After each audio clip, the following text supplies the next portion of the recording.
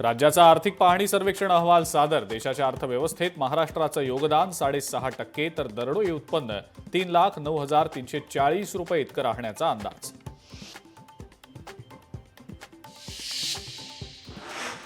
मुंबईच्या घाटकोपरमध्ये ठाकरेंची शिवसेना आक्रमक। घाटकोपर रेल्वे स्टेशनजवळ भैयाजी जोशींविरोधात निदर्शनं।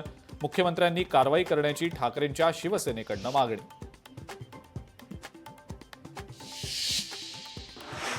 परभणीमध्ये मराठवाडा कृषी महोत्सवाचं थाटात उद्घाटन।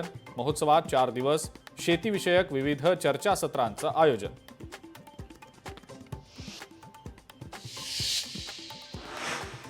पुण्यामध्ये सुरू असलेल्या अनधिकृत स्पा सेंटरवर पोलीस आणि पालिकेची कारवाई। अवैध धंद्यांवर पोलिसांची करडी नजर।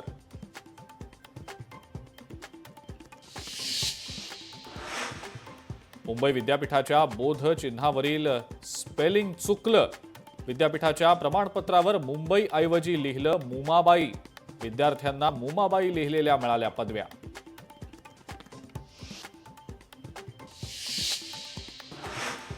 देशमुख हत्या प्रकरणी वाल्मिक कराडनं स्वरक्षणासाठी खंडणी दिल्याची माहिती।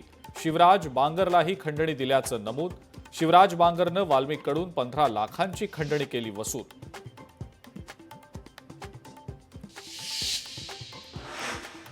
महिला दिनाच्या निमित्तानं महिला आमदार आणि मंत्र्यांना भोजन। विधानसभा अध्यक्षांकडनं भोजनाची व्यवस्था।